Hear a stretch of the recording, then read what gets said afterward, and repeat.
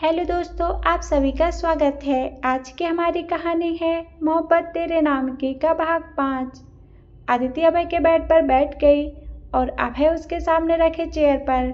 अभय शांत भाव से अदिति को देखने लगा। अदिति अपना सर नीचे करके बोलना शुरू की। मेरा जन्म दिल्ली शहर के जाने माने खानदान में हुआ था। मैं जब पैदा हुई तो मेरे परिवार में सब बहुत खुश थे। मेरे दादाजी ने तो पूरे अस्पताल को ही सर में उठा लिया था। उनकी एक बेटी थी जो बहुत ही छोटी उम्र में गुजर गई थी। उनका नाम अदिति था। दादाजी बोलते थे कि मेरी आंखें बिल्कुल उन पर गई हैं, इसलिए उन्होंने मेरा नाम अदिति रख दिया। मेरे परिवार में मम्मी पापा, दादा दादी, मेरा बड़ा भाई, हम सब थे। मेरी माँ एक बहुत ही नॉर्मल परिवार से थी। उन्होंने अपनी पढ़ाई का खर्चा खुद से उठाया और वो मेरे पापा के साथ उनके ही कॉलेज में पढ़ती थी। मेरे पापा से उनके बिल्कुल भी नहीं बनती। वो हमेशा झगड़ा किया करते, लेकिन मेरे पापा कब मम्मी से प्यार करने लगे उनको पता ही नहीं चला। और मेरी माँ शादी से पहले ही प्रेग्नेंट हो गई। जब ये बात दादाजी को पता चली तो पहले तो वो बहुत नाराज हुए, फिर उन्होंने मम्मी को एक्सेप्ट कर लिया। लेकिन नानी के परिवार ने मम्मी से सारे रिश्ते तोड़ दिए। उनकी नज़र में मम्मी ने जो किया था वो पाप था। मेरे दादाजी और दादी जी ने मेरी मम्मी को बहुत प्यार दिया। मेरे पैदा होने के बाद मेरी कुंडली हमारे कुल के पंडित को भेजी गई। उन्होंने बताया कि इस लड़की के सितारे बहुत ही ज़्यादा स्ट्रांग हैं, लेकिन इसकी ज़िंदगी आसान नहीं होने वाली है। मेरे दादाजी इस बात से बहुत ज़्यादा दुखी हुए। उन्होंने उस दिन से मेरे आगे पीछे नौकरों की लाइन लगा दी। मेरे लिए कई तरह के क्लासेस के इंतज़ाम कर दिए जिससे मुझे घर से बाहर न जाना पड़े। वो नहीं चाहते थे कि मैं स्कूल जाऊँ। उन्हें डर लगता था कि किसी ने मुझे अगर परेशान किया तो। उस वक्त मेरे घर के बगल में एक लड़का रहता था। वो बहुत ही अकड़ू था। वो छोटी छोटी बात पर मुझसे लड़ता, मुझे बहुत चिढ़ाता, लेकिन फिर हमारे बीच धीरे धीरे दोस्ती हो गई। मेरे पापा मुझे रात में चांद सितारों की कहानियाँ सुनाते। मुझे चांद बचपन से ही बहुत प्यारा लगता। फिर एक दिन मेरे दोस्त के साथ चांद को देखा और तब से पापा हम दोनों को साथ में ही चांद दिखाते थे। लेकिन एक दिन मेरा वो दोस्त कहीं चला गया। उसके जाने के बाद मुझे बिल्कुल भी अच्छा नहीं लगता। मुझे हमेशा उसकी याद आती। तो मेरी माँ ने मुझे पियानो बजाना सिखाना शुरू कर दिया। मेरी माँ को पियानो बजाना बहुत पसंद था। फिर मेरी ज़िंदगी में वो काली अंधेरी रात आई जिसको मैं चाह कर भी भूल नहीं सकती। उसने मुझसे मेरा सब कुछ छीन लिया। जब मैं 10 साल की थी, मैं छत पर बैठकर चांद को देख रही थी। अचानक से मेरे घर में चीखने चिल्लाने की आवाज़ सुनाई देने लगी। तभी मेरे पापा भागते हुए ऊपर आए। उनके शरीर पर जलने के निशान थे। उन्होंने मुझे पकड़ा और मेरी आंखों में देखते हुए बोले, मेरे बच्चे, मुझे माफ़ कर दो, अपना ख्याल रखना, राजीव अंकल की हर बात मानना। पापा आपके साथ यहीं तक थे और उन्होंने कहा, मैं आपको यहाँ से नीचे फेंकने वाला हूँ, आंखें बंद कर लो। मैं रोने लगी, पर उन्होंने मुझे ऊपर से नीचे पूल में फेंक दिया और राजू अंकल ने मुझे वहाँ से निकाल लिया। पापा ने ऊपर से ही बोला, राजीव, इसको दूर ले जाओ, बहुत दूर, किसी को पता न चले कि ये हमारी बेटी है। राजीव अंकल मुझे लेकर बाहर की तरफ भागने लगे। मैं अपने पापा को देख रही थी। धीरे धीरे आग ने उनको अपने आगोश में ले लिया। मेरे सामने ही मेरा पूरा घर जल गया। मैंने सबको खो दिया। राजीव अंकल मेरे दादाजी के बहुत वफादार आदमी थे। राजीव अंकल मुझे अपने घर ले गए। हम कुछ दिन वहाँ रहे। फिर वो एक दिन भागते मेरे पास आए और उन्होंने बताया, छोटी मालकिन, अब आपको मेरे पास से जाना होगा। उन लोगों ने मुझे ढूंढ लिया है। फिर उन्होंने मुझे अपने एक भरोसेमंद साथी को सौंप दिया और मुझे अनाथालय छोड़ने को कहा। उन्होंने मुझे अनाथालय छोड़ दिया। मेरे दादाजी हर साल उस अनाथालय को डोनेशन दिया करते थे। मैं वहीं पली बढ़ी, लेकिन मुझे हमेशा अजीब लगता क्योंकि वहाँ जब भी कोई बच्चा गोद लेने आता था तो वो लोग उनको सभी बच्चों को दिखाते, पर मुझे वो अलग कर देते। अगर मुझे कोई गोद लेने चाहता तो भी वो लोग मुझे गोद नहीं लेने देते थे। पहले मुझे अच्छा नहीं लगता था, लेकिन फिर एक दिन मेरे अनाथालय में 2 लड़के आए। उनमें से एक राहुल था और दूसरा कौन था मुझे पता नहीं, पर मुझे वो दूसरा लड़का बहुत पसंद था। वो हमेशा तो नहीं पर हर त्योहार पर आता और मैं उसको छुप छुप कर देखती। वो बिल्कुल मेरे उस पड़ोस वाले दोस्त की तरह दिखता था। शायद इसलिए मैं उसे पसंद करती थी। उसको सोच सोच के मैं खुश हो जाती, लेकिन कुछ समय बाद उसने अनाथालय आना बंद कर दिया। मैं बहुत बेचैन होने लगी, मुझे कुछ भी अच्छा नहीं लगता। लेकिन फिर हमारे अनाथालय में पूजा आई। वो मेरी सबसे अच्छी दोस्त बन गई। हम हर एक काम एक साथ करते। वो मेरे लिए मेरी बहन से भी बढ़कर थी। वक्त बीतता गया और उस लड़के की आदत धुंधली हो गई। जब मैं 18 साल की हुई तो एक दिन मुझे एक वकील मिलने आए। वो मेरे परिवार के वकील थे। उन्होंने मुझे बताया कि मेरे घर में जो आग लगी थी उसमें कोई नहीं बचा था। उन्होंने बताया कि उनका एक भरोसेमंद एम्प्लॉय विजय सिंघानिया ने एक बहुत बड़ा फ्रॉड किया था, जिसकी वजह से हम लोग दिवालिया होने के कगार पर थे। लेकिन सबूत न मिलने के कारण वो बच गया। यह नाम मेरे जहन में बस गया था। उन्होंने मुझे बताया कि अब मैं अपनी मर्जी से कॉलेज में एडमिशन ले सकती हूँ, और ये भी कि मेरे दादाजी ने मेरे लिए पहले से ही एक सीक्रेट बैंक अकाउंट खोल रखा था, जिसमें मेरे लिए लगभग 10 करोड़ रुपए थे। दादाजी को कुछ पता चला था शायद कि कंपनी में कुछ गड़बड़ हो रही है, और ये भी लिखा था कि जब मैं 18 साल की हो जाऊंगी तो ये पैसे मुझे मिलेंगे। ये सुनकर मुझे लगा कि मेरे दादाजी मुझे कितना ज़्यादा प्यार करते थे। मैंने वहाँ से निकलकर फैशन डिजाइनिंग का कोर्स करने के लिए कॉलेज में एडमिशन लिया। एक बार मैं कैंटीन में बैठी थी तो कुछ लड़के मुझे परेशान करने लगे। एक लड़के ने मुझे उनसे बचाया। वो लड़का सूरज था। सूरज अपनी गलत एक्टिविटी के कारण पूरे कॉलेज में फेमस था, तो मैं उससे दूर ही रहती। एक दिन सूरज राहुल के साथ कॉफ़ी पीने कैंटीन आया, और वहीं पर एक बार फिर मेरी मुलाकात राहुल से हुई। हम दोनों में दोस्ती हो गई। वो वहाँ से MBA कर रहा था। मैं अक्सर उन लोगों के घर जाया करती। अगर कोई मुझे परेशान करता तो मैं कुछ नहीं बोलती, लेकिन राहुल मुझे हमेशा सबसे बचाता और इस बात के लिए मेरा मजाक भी उड़ाता। मैं राहुल को पसंद करने लगी थी और राहुल भी मुझसे प्यार करने लगा था। एक दिन हम सब, मैं, पूजा, सूरज, राहुल और राहुल सूरज के कुछ फ्रेंड्स, हम लोग नाइट आउट के लिए बाहर गए थे। वहीं पे मैं पहली बार सनाया से मिली। वो सूरज की दोस्त थी और वो राहुल को पसंद करती थी। मुझे ये नहीं पता था। उस दिन पहली बार सूरज ने मेरे और राहुल के बीच गलतफहमी के बीज बोए थे। उसने मुझे कॉल किया और अपने कैंप में बुलाए, ये कह के कि उसको कुछ जरूरी काम है। जब मैं वहां गई तो उसने चक्कर आने का बहाना किया और मेरे कंधे पर सिर रखकर खड़ा हो गया। तभी सनाया राहुल को लेकर वहां आ गई और जानबूझकर बोली, क्या यार ये सब करना था तो कम से कम बाहर कोई वार्निंग तो लिख देते। मैंने जब राहुल को देखा तो उसे सब समझाया और सूरज ने भी समझाया कि जैसा तुम सोच रहे हो वैसा कुछ नहीं है।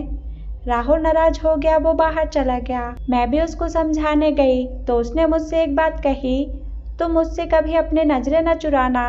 अगर कभी ऐसा किया तो मैं समझ जाऊंगा कि जो मैंने देखा वो सच था और तुमने जो बोला वो झूठ। मैं तुम्हारे किसी भी बात पर विश्वास नहीं करूंगा। फिर उसने मुझे गले लगाया और मुझे राहुल की ये बात छू गई कि उसे अपने आंखों देखी सच्चाई से ज़्यादा मेरी आंखों की सच्चाई पर भरोसा है। फिर सूरज भी मेरे पास आया और उसने भी माफ़ी मांगी और बोला कि उसने जानबूझकर नहीं किया था। मैंने भी उसे माफ़ कर दिया। लेकिन पूजा मुझे हमेशा से ही सूरज से दूर रहने को बोलती। मुझे लगता है कि वो मुझे लेकर बहुत ही प्रोटेक्टिव है, इसलिए बोलती है, तो मैं उसकी बात को हंसी में टाल देती। इसी तरह वक्त बीतता गया।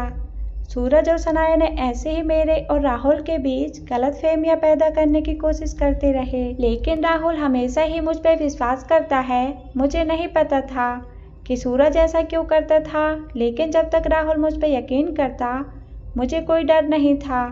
मैंने अपनी डिग्री कंप्लीट कर ली। फिर मैंने एक छोटी सी वर्कशॉप खोली। बहुत जल्दी से ही मार्केट में मेरे काम को पसंद किया जाने लगा और मुझे लगा कि मेरे सपने पूरे होने लगे। लेकिन अदिति ने गहरी सांस ली। अभय बोला, लेकिन क्या? तो अदिति आगे बोली, सब कुछ ठीक ही चल रहा था। फिर राहुल के डैड ने अपनी कंपनी अपने बेटों के नाम करने की सोची। राहुल के बड़े होने की वजह से उसे कंपनी का CEO बनाने की बात कही। सूरज को ये बात बिल्कुल अच्छी नहीं लगी। उसे लगा कि उसके सौतेले होने की वजह से उसके डैड उसके साथ ऐसा कर रहे हैं। उसने राहुल से सब कुछ छीन लेने की सोच ली। उस दिन से वो गलत कामों में उतर आया। उसने खुद की कंपनी बना ली। कंपनी तो बस दिखाने के लिए थी। उसकी आड़ में वो सभी तरीके के गलत काम करने लगा। सब उससे डरते थे, इसलिए वो कभी पकड़ा नहीं गया। वो राहुल से नफरत करता, लेकिन वो राहुल को ये दिखाता कि वो उससे बहुत ज़्यादा प्यार करता है। वो उससे सब कुछ छीन लेना चाहता था और वो ये जानता कि राहुल सबसे ज़्यादा मुझसे प्यार करता है, तो वो सबसे पहले मुझे उससे दूर करना चाहता था। फिर वो हर बार कुछ ऐसा करता कि राहुल और मेरे बीच झगड़े होने लगे, लेकिन फिर हम दोनों एक साथ हो जाते। सनाया को ये बात बिल्कुल भी अच्छी नहीं लगती, तो उसने राहुल से कहा कि तुम्हें नहीं लगता कि अदिति आजकल कुछ ज़्यादा ही सूरज के साथ रहती है? ऐसा लगता है वो तुम्हारी नहीं, उसकी गर्लफ्रेंड है। पर राहुल को मेरे और सूरज पर पूरा विश्वास था। सूरज पर तो वो आंख मूंद कर भरोसा करता। वो हमेशा कहता कि सूरज जिस तरीके का लड़का है, अगर वो मुझसे इतना प्यार नहीं करता तो वो मुझे कब का बर्बाद करने की कोशिश कर रहा होता। लेकिन मेरा सूरज ऐसा नहीं है, वो मुझसे बहुत ज़्यादा प्यार करता है। इसलिए राहुल ने कहा, बकवास मत करो। वो दोनों फैशन इंडस्ट्री से रिलेटेड सेक्टर में काम करते और कंपनीज के बीच ऐसे एग्रीमेंट होते रहते जिससे उन्हें मिलकर काम करना पड़ता। कुछ समय के बाद राहुल और मैंने शादी की बात सोची। राहुल ने मेरी कुंडली और अपनी कुंडली पंडित जी के पास भेजी। उस वक्त मैंने उसे पहली बार मेरे खानदान का असली नाम बताया। मुझे नहीं पता था कि सनाया मेरी बात छुपकर सुन रही है। फिर वो रात आई जब मेरा सब कुछ बर्बाद हो गया। ये बोलते समय अदिति की आंखों में आंसू आ गए। अभय धीरे से उठकर अदिति के पास आया। वो उसके कांपते हाथों पर अपने हाथों को रख दिया। अदिति अभय के ऐसा करने से बहुत ज़्यादा इमोशनल हो गई, तो उसके आंसू की कुछ बूंदें अभय के हाथों पर गिर गई। अभय अदिति के आंसुओं को अपने हाथों से लगा लिया। फिर वो अदिति को देखने लगा। अदिति आगे बोली, जब मेरी और राहुल की शादी की बात सनाया ने सूरज को बताई तो सूरज गुस्से से पागल हो गया और अपने घर के सामानों को तोड़ने लगा। फिर उसने सनाया से कहा कि नहीं, इस बार नहीं। राहुल, तुमने मुझसे मेरी कंपनी छीन ली, मेरा सब कुछ छीन लिया, लेकिन इस बार नहीं। अगले दिन सूरज ने मुझे कहा कि मुझे लेट काम करना पड़ेगा क्योंकि हमें प्रोजेक्ट सबमिट करना था और हमारे पास समय ज़्यादा नहीं था, तो मैं रुक गई। इधर सनाया ने राहुल से कहा कि क्या हुआ, आज भी अदिति नहीं आ रही? जरूर ऑफिस का काम कर रही होगी, तो मुझसे बात क्यों नहीं कर लेते? राहुल ने मुझे कॉल किया, मुझसे कुछ देर बात की। फिर उसने मुझसे पूछा कि सूरज है क्या वहाँ, जरा देना उसे, मुझे उससे बात करनी है। मैंने कहा नहीं, वो नहीं है ऑफिस में, मैं अकेली हूँ। राहुल ने ओके कहा और कॉल कट कर दी। फिर मैं अपने काम में लग गई। तभी न जाने कहाँ से सूरज आ गया। उसने मुझसे कहा कि वो अपने कुछ फाइल्स लेने आया है जो इम्पोर्टेंट है। फिर उसने फाइल ली और जब फाइल लेकर जाने लगा तो वो मुझसे जानबूझकर टकरा गया और हम दोनों नीचे गिर गए। वो मेरे ऊपर था और तभी राहुल वहाँ आ गया। वो मुझे सरप्राइज़ देना चाहता था। उसने जो हुआ वो देख लिया। फिर वो बिना कुछ बोले वहाँ से चला गया। सूरज ने मुझे किस कर लिया। मुझे बहुत ज़्यादा गुस्सा आया। मैं अपनी जगह खड़ी हुई और मैंने उसे एक थप्पड़ लगा दिया। शायद वो मेरी सबसे बड़ी भूल थी। मैं वहाँ से बिना कुछ बोले निकल गई। मैंने सूरज की तरफ नहीं देखा। शायद मुझे देख लेना चाहिए था, क्योंकि उस वक्त उसकी आंखों में जो बदले की भावना थी, मुझे कम से कम उसका तो पता चल गया होता। राहुल ने मुझे अगले दिन मिलने को बुलाया तो मैंने उसे सूरज के ऑफिस आने की बात बता दी। राहुल ने मेरा हाथ थाम कर बोला, मैंने सोच लिया है कि हम आज से ठीक 4 दिन बाद सगाई करेंगे। ये सुनकर मुझे बहुत खुशी हुई। मैं उसके गले से लग गई। मुझे शायद ही कभी इतनी खुशी मिली होगी लाइफ में। ये बात राहुल ने सनाया को बताई। सनाया ने ये बात सूरज से कही। सूरज ने मुझे कॉल किया। मैं उसका कॉल उठाना नहीं चाहती थी, लेकिन फिर उठा लिया। उसने मुझसे कहा कि वो मुझसे माफ़ी मांगना चाहता है और मैं पागल उसकी बात का भरोसा कर बैठी उससे मिलने चली गई। हम लोग एक क्लब में थे, वहाँ पर सनाया भी थी। पहले सूरज ने माफ़ी मांगी और मैंने माफ़ कर दिया। थोड़ी देर बाद मुझे सनाया ने जूस ऑफ़र किया। मैंने वो पी लिया। कुछ देर बाद मुझे सब धुंधला सा दिखाई देने लगा। मेरे जूस में उन दोनों ने कुछ मिला दिया था। मैं वहाँ से निकलना चाहती थी, पर कुछ भी देख नहीं पा रही थी। फिर सूरज मुझे अपने घर ले गया। उधर राहुल ने मुझे कई बार कॉल किया, पर मेरा फ़ोन जब नहीं उठा तो वो परेशान हो गया। उसने पूजा से पूछा तो उसने भी बताया कि मैं उसके साथ नहीं हूँ। तो राहुल बहुत परेशान हो गया, वो मुझे ढूंढने निकल गया। उधर उसी के घर में पड़ी थी। सूरज ने मुझे अपने बेड पर लेटा दिया और खुद मेरे ऊपर आ गया। वो मेरे कपड़ों को निकालने लगा। मैं चाह रही थी उसको रोकना, पर मैं उसे रोक नहीं पा रही थी। मैं बस वो सब मेरे साथ होते हुए देख पा रही थी। अदिति अपने चेहरे को अपने दोनों हाथों के बीच रखकर रोने लगती है। सुबह जब हुई तो राहुल थका हारा घर लौटा। वो बहुत निराश हो गया। उसे लग रहा था कि मैं किसी मुसीबत में तो ना फंस गई। वो जब वापस जाने लगा तो सूरज ने जानबूझकर मेरा नाम लेकर बोला, Aditi I love you. Rahul ने सुन के कमरे में आ गया।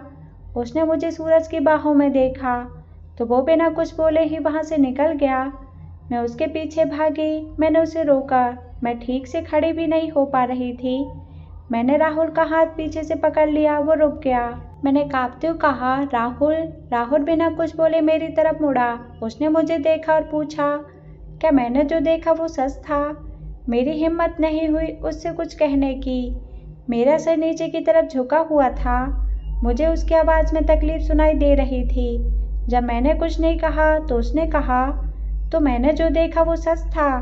फिर उसने अपना हाथ मुझसे छुड़ा लिया और बस इतना कहा, क्यों, तुमने मेरे साथ ऐसा क्यों किया? उसकी आवाज़ बता रही थी कि वो अंदर से टूट गया है।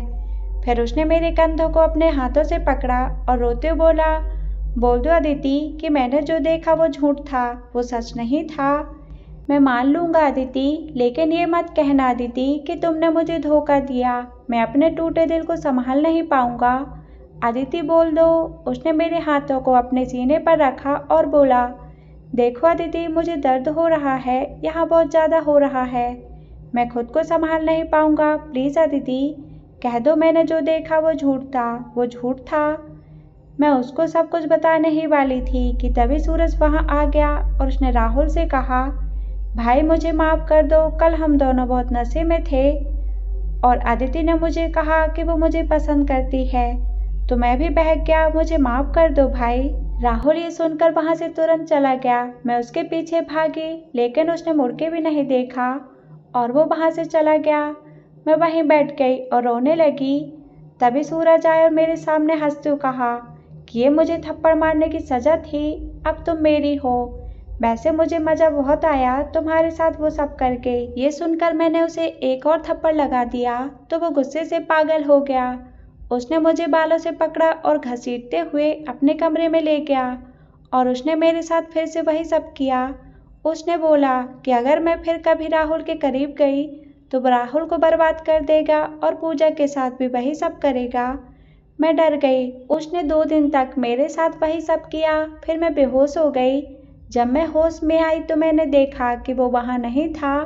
मेरे पूरे शरीर पर सिर्फ घाव के निशान थे। मैंने कपड़े पहने और मैं वहाँ से भागने के लिए निकली, लेकिन जब मैं सीढ़ी पर पहुँची तो सूरज ने मुझे पीछे की तरफ से खींचा। उसका हाथ गीला था, जिसकी वजह से मेरा हाथ उसके हाथों से छूट गया और मैं सीढ़ियों से नीचे गिर गई। मैं 10 दिन के लिए कोमा में चली गई। जब मुझे होश आया तो मैं वहाँ से भाग निकली। मैं पूजा के पास गई। उसने मुझसे कहा कि मुझे ये देश छोड़कर दूसरी जगह चली जाना चाहिए, क्योंकि राहुल बाहर गया है और सूरज मुझे परेशान करने के लिए कुछ भी करेगा। मैंने कई बार राहुल को कॉल किया। उसने एक बार उठाया और कहा वो मुझसे कोई रिश्ता नहीं रखना चाहता है। मैं उसे आगे कुछ बोलती, तब तक उसने कॉल कट कर दी। मुझे पूजा की बात सही लगी। मैंने कहा कि हम कल ही चलेंगे। अगले दिन जब मैं और पूजा एयरपोर्ट के लिए निकले तो एक वैन में कुछ आदमी आए और मुझे उन्होंने उठा लिया। वो मुझे एक कमरे में लेकर गए। मैं बहुत ज़्यादा डरी हुई थी। मुझे लगा कि सूरज के आदमी होंगे, लेकिन वो कोई और था। मैं उसको नहीं जानती थी। उसने मुझे देखा और मेरा असली नाम लिया। मैंने जब उसके मुंह से अपना नाम सुना तो मुझे अजीब लगा, क्योंकि मेरा असली नाम तो सिर्फ राहुल को पता था। तो मैंने उससे पूछा, कौन हो तुम और तुम मुझे कैसे जानते हो? तो वह हंसते बोला, मेरा नाम विजय सिंघानिया है। आप मुझे जानती नहीं होंगी, लेकिन मैं आपको जानता हूँ। मैं तो आपको कितने सालों से ढूंढ रहा था, आपको अपने हाथों से मारने के लिए। मैंने जब उसका नाम सुना तो मुझे याद आ गया कि वो वही है जिसने मेरे परिवार को बर्बाद किया था। मैंने उससे कहा कि मैं तुम्हें कैसे भूल सकती हूँ, वो तुम ही थे जिसकी वजह से मेरा परिवार बर्बाद हो गया और उन्हें खुदकुशी करनी पड़ी। इस बात पर वो पागलों की तरह हंसने लगा और बोला, क्या कहा तुमने, खुदकुशी? तुम भी बाकी दुनिया वालों की बात पर विश्वास करती हो? उन्होंने खुदकुशी नहीं की है, उन्हें मैंने मारा है, अपने हाथों से मारा है उन्हें। मैंने जब ये सुना तो मेरा मन तो किया कि मैं उसको उसी तरह से जलाकर मार डालूं, पर मैंने उससे सब कुछ जानने का फैसला किया। इसलिए मैंने उससे पूछा कि तुमने ऐसा क्यों किया? तो वो बोला, बदला लेने के लिए किया। मैंने फिर पूछा, कैसा बदला? तो उसने बताया कि मेरी माँ, मेरे पापा और वो तीनों एक ही कॉलेज में पढ़ते थे। वो मेरी माँ को पसंद करता था, लेकिन मेरी माँ नहीं करती थी।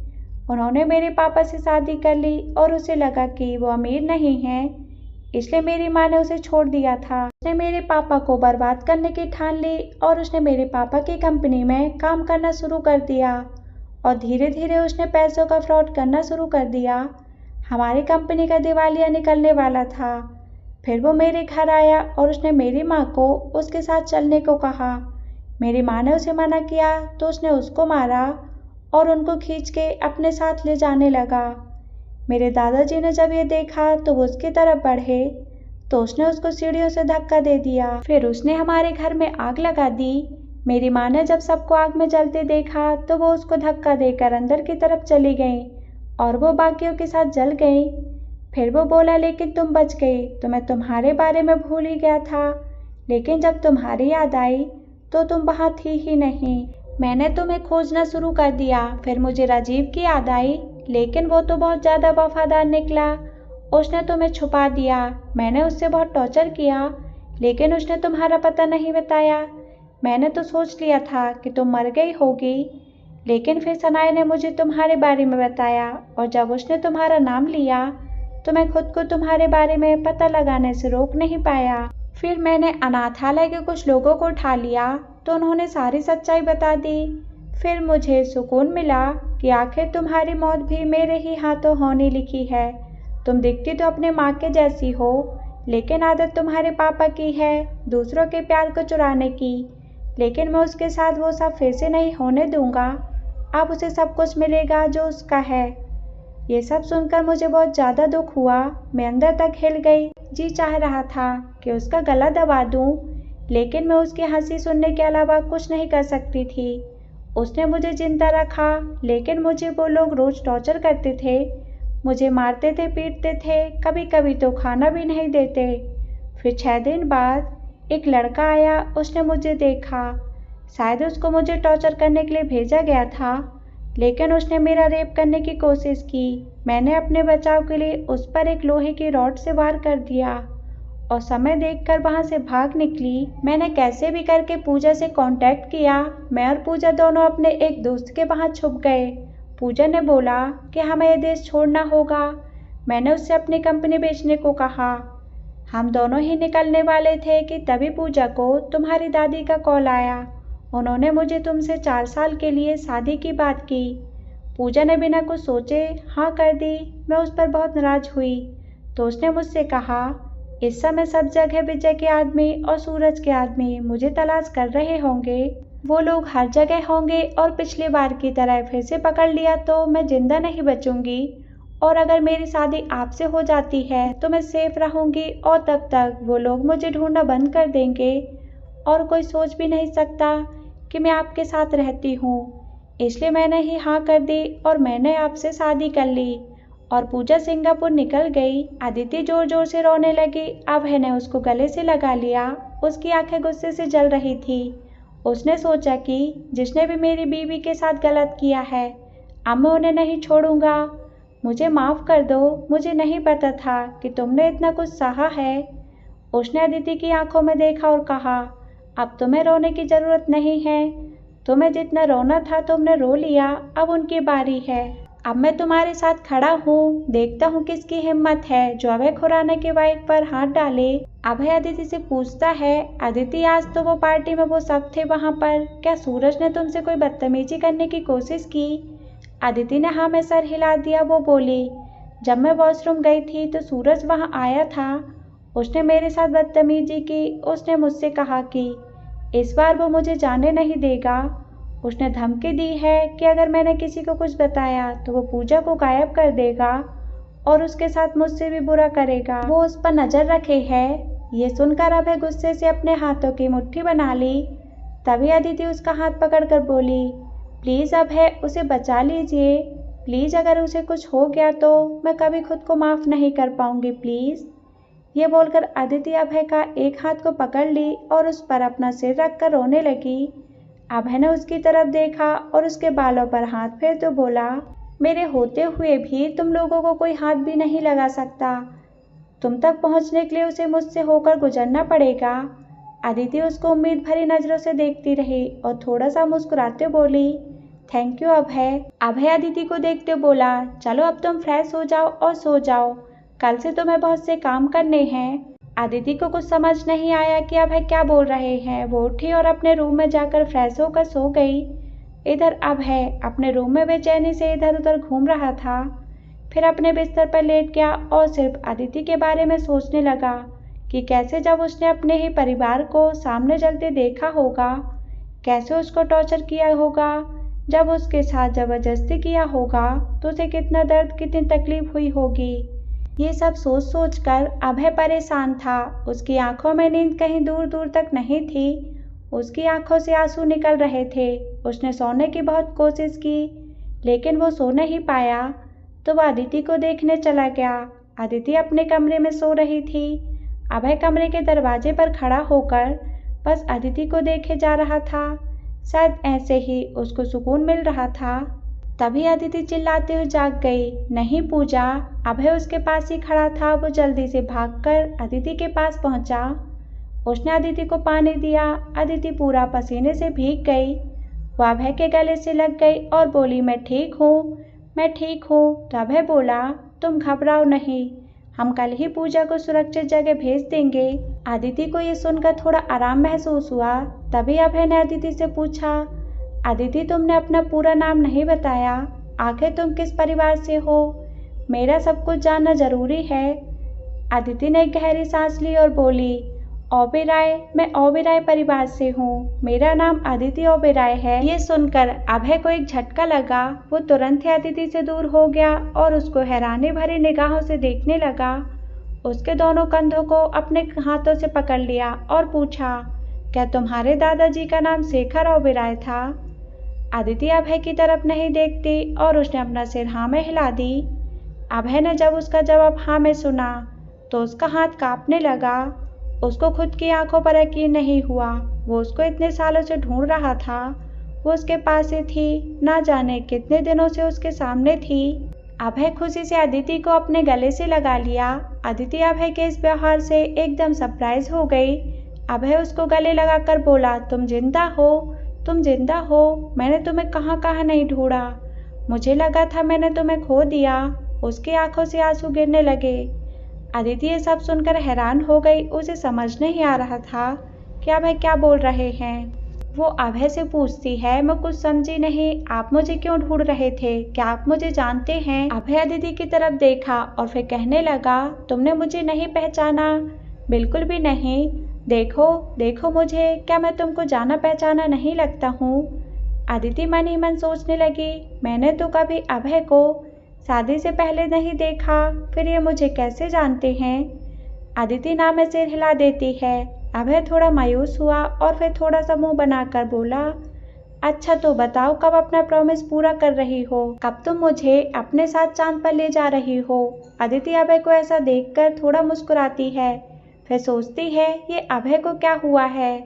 मैंने तो आज तक इनको हंसते हुए नहीं देखा है, फिर आज ये ऐसी हरकतें क्यों कर रहे हैं? और ये क्या चांद पर साथ जाना, ये सब क्या बोल रहे हैं?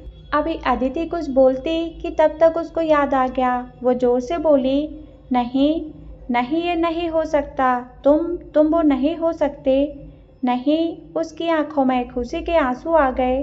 वो उसको ऐसा करते देख अभय समझ गया कि उसको याद आ गया।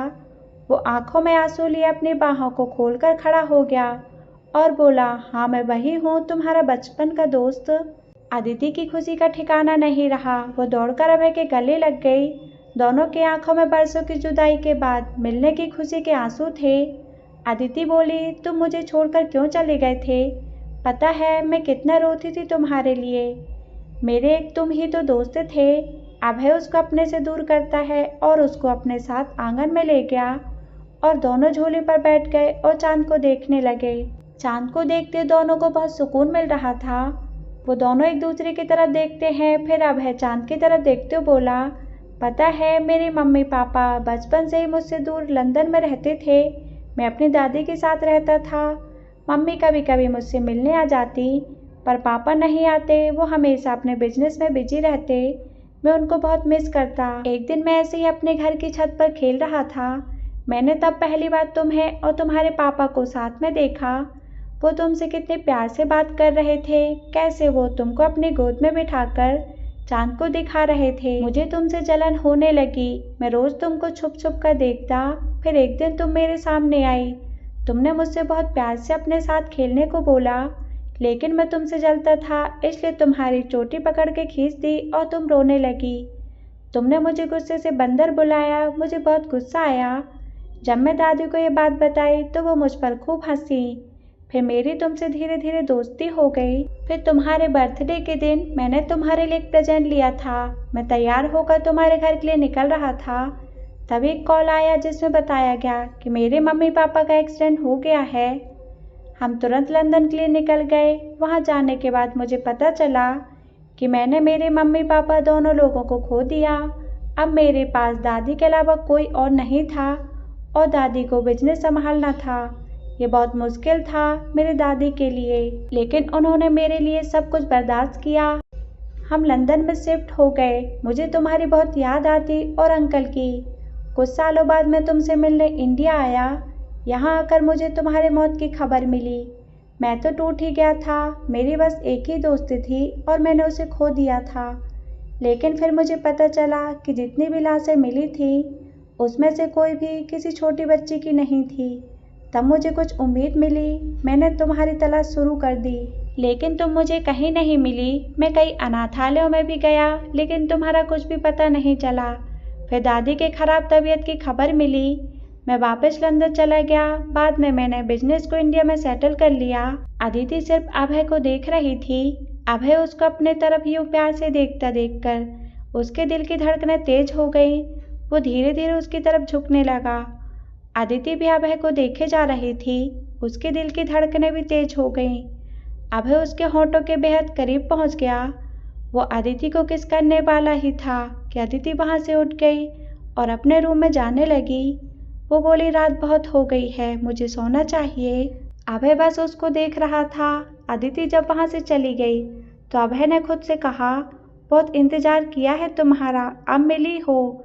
अब मैं तुम्हें अपने पास से कहीं नहीं जाने दूंगा और तुम्हारे साथ जिसने भी गलत किया है उसको मैं कभी नहीं छोड़ूंगा।